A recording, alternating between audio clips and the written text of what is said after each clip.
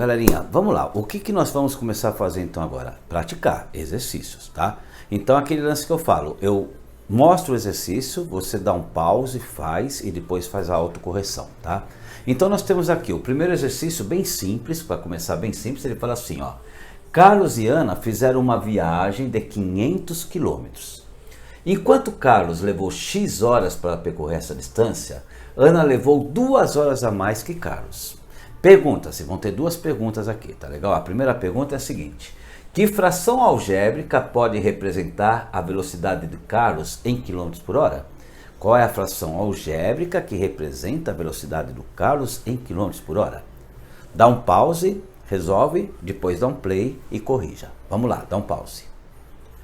Bom, a correção disso aqui é muito simples, galerinha. Veja bem, o que ele fala? Ele falava que o Carlos, os dois fizeram uma viagem de 500 quilômetros, tá? E o Carlos levou X horas. Então a primeira coisa que ele está perguntando é a fração algébrica, uma fração que representa a velocidade de Carlos em quilômetros por hora. Se ele fez 500 quilômetros em X horas, a velocidade do Carlos, né, vai ser 500 sobre X. Aí você vai ter, inclusive, a velocidade média, tá? Então, a velocidade, a fração algébrica que representa a velocidade do Carlos em quilômetros por hora é 500 sobre X. Né? Se ele fez, por exemplo, em 10 horas, 500 dividido por 10, você vai ter o quê? 50 km por hora, a velocidade média do Carlos, né? Se ele fez em 20 horas, você consegue, se ele faz em 5 horas, né? Você consegue, então, substituindo o X, né? O X pelo valor das horas, você acaba tendo essa resposta. Isso é uma fração algébrica. Por quê? Porque eu tenho aqui no denominador no denominador eu tenho uma variável, isso é uma fração algébrica. Vamos fazer o exercício 2? Vou colocar, na verdade esse é o A, vamos fazer o B. Vou colocar o B, vamos lá, olha o B, vamos lá.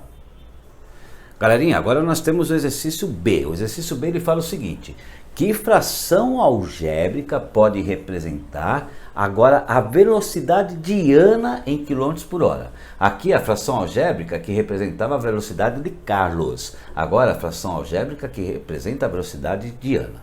Tudo bem? Dá um pause, resolve, dá um play e faça a autocorreção. Vamos lá, dá um pause. Bom, galerinha, vamos observar o seguinte.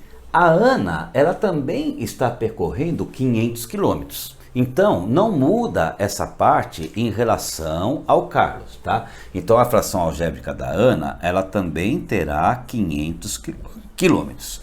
Só que, sobre a quantidade de horas, repare o seguinte, a Ana levou 2 horas a mais que Carlos.